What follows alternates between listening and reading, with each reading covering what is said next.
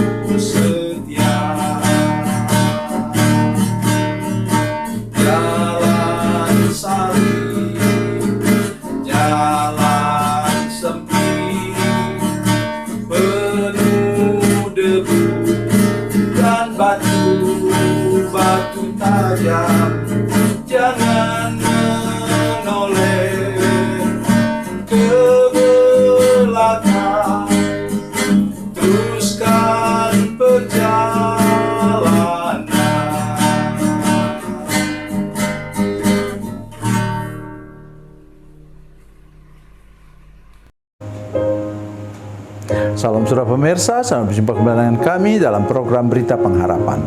Saudara pemirsa, hari ini saya ingin mengajak kita lagi, kita masih bicara tentang Roh Kudus, bahwa Roh Kudus itu tidak ada lawan, tidak mungkin terkalahkan, karena Dia sendiri adalah Tuhan. Mari kita berdoa sebelumnya. Bapa, dalam nama Yesus, terima kasih untuk firman Tuhan yang sebentar kami dengar. Terima kasih ada Roh Kudus yang diam dalam hati kami, Roh Kudus yang tidak terkalahkan, Roh Kudus yang berkuasa lebih daripada roh yang manapun juga. Terima kasih Tuhan, beri kami pengertian baru dari firman Tuhan ini. Dalam nama Yesus, haleluya, amin. Saudara pemirsa, mari kita membaca Alkitab kita dari Perjanjian Baru. Perjanjian Baru 1 Yohanes pasal 4 ayatnya yang keempat. 1 Yohanes 4 ayat 4. Demikian bunyi firman Tuhan. Kamu berasal dari Allah, anak-anakku, dan kamu telah mengalahkan nabi-nabi palsu itu. Sebab roh yang ada dalam kamu lebih besar daripada roh yang ada di dalam dunia. Amin. Saudara pemirsa, di sini disebutkan Roh Kudus membuat kita mampu mengalahkan segala hal yang imitasi dan palsu. Saudara pemirsa, seluruh jemaat yang saya kasih dalam Tuhan Yesus Kristus, itu yang nomor satu, saudara sekalian. Yang kita harus menang mengatasinya, dan kita tidak mampu mengatasinya. Katakanlah kita melihat sebentuk cincin, ya, Biasanya kalau imitasi itu sepuhannya lebih bagus daripada yang emas asli. Kalung, gelang yang berwarna emas. Tapi kita tahu kalau kita sudah pakai beberapa kali, dia menjadi luntur karena dia kena garam dari keringat kita. Saudara pemirsa, itulah yang terjadi dalam berbagai kehidupan rohani kita, saudara sekalian. Saya tidak menuduh gereja, saya juga seorang yang aktivis hidup dalam gereja. Udah puluhan tahun menjadi gembala jemaat. Saya sudah mengajar di Sekolah Tinggi Teologi sampai sekarang. Itu baru di Batam saya tidak mengajar lagi. Di luar sana saya mengajar selama 17 tahun. Sekolah hamba Tuhan.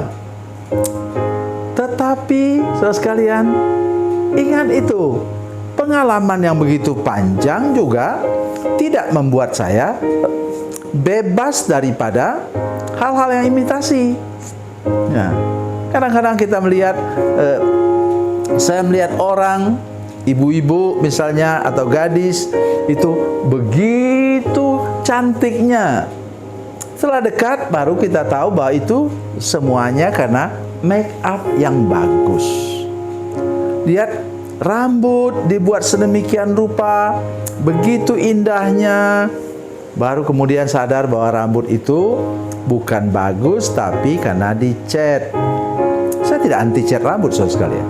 Baguslah kalau saudara merasa nyaman dengan cat itu. Tetapi saudara tahu itu palsu. Demikian banyak hal yang lain, saudara sekalian. Lihat saya ke sini. Bulu mata, wah, lentik bagus. Ini kelihatan dari jauh, waduh bagus sekali bentuk alisnya. Saya tidak nyindir orang, saudara sekalian. Tapi setelah kita dekat begini dengan orang itu, kita sadar bahwa rupanya bulu matanya tidak ada. Itu ditato, saudara sekalian. Aduh, tidak bisa saya kebayangnya. Oke lah, buat bulu mata bagus-bagus, bulu mata palsu, tapi jangan ditato dong, karena itu tidak bisa tumbuh seumur hidup lagi. Kemudian bulu mata lentik. Itu sebabnya cucu saya sekalian rambutnya itu bergelombang. Dia suka mengeluh, ngurus rambut seperti ini bagaimana berat, susah, oma susah ngurus. Tapi kami bilang kepada dia, ada begitu banyak orang di luar sana yang ingin punya rambut seperti kamu. Mengajar dia untuk menghargai cantiknya rambutnya. Jangan menghargai sesuatu yang sifatnya palsu.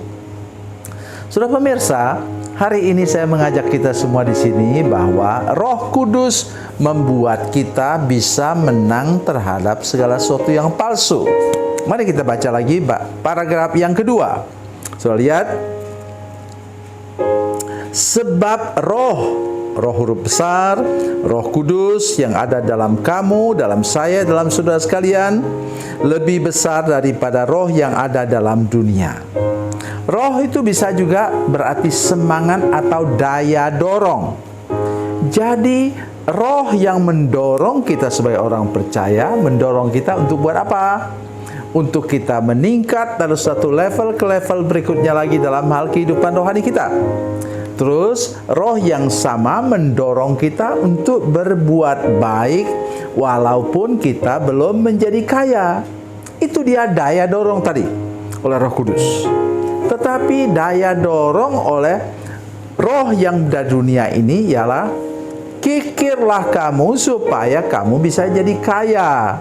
Tunggu kaya baru kamu bisa berbuat baik. Oh, saudara sekalian, hati-hati dengan segala motivasi, daya dorong dari dalam saudara. Pastikan bahwa yang mendorong itu adalah datang dari Roh Kudus, bukan dari roh dunia ini. Roh keuntungan tadi saya sudah katakan dari awal. Dan misalnya yang mendorong kita untuk menggunakan segala macam kepalsuan, imitasi, supaya kita nampak keren dan hebat. Tunggu saja, masih bisakah kita sesudah di atas 60 tahun seperti kami, saya misalnya, ibu selfie misalnya, nah kita mulai sadar di wajah kita ini sudah penuh dengan apa? Tutul-tutul hitam. Ya, kalau sudah lihat tangan saya misalnya, sudah akan lihat penuh dengan tutul-tutul hitam, dan tangan saya lihat ke sini, ini sudah berkerut. Kalau sudah begitu, masih bisa kita pakai kepalsuan? Tidak bisa. Oleh karena itu, dari sekarang, sejak engkau anak muda, hiduplah apa adanya. Berhiaslah apa adanya, berpakaian apa adanya lah, bergaul normal dan wajar, sehingga engkau tidak mungkin ditipu oleh segala macam kepalsuan. Itu yang paling penting. Dan yang mendorong saudara bisa berbuat demikian, satu-satunya adalah Roh Kudus. Tuhan Yesus memberkati, Tuhan Yesus baik. Mari kita berdoa. Bapa, dalam nama Yesus, terima kasih ada Roh Kudus yang memberi kepada kami motivasi untuk berbuat baik, untuk bersikap sopan santun kepada orang lain, untuk tidak menggunakan hal-hal yang palsu dalam hidup kami. Terima kasih Tuhan, terpujilah nama-Mu. Dalam nama Yesus kami berdoa. Haleluya. Amin.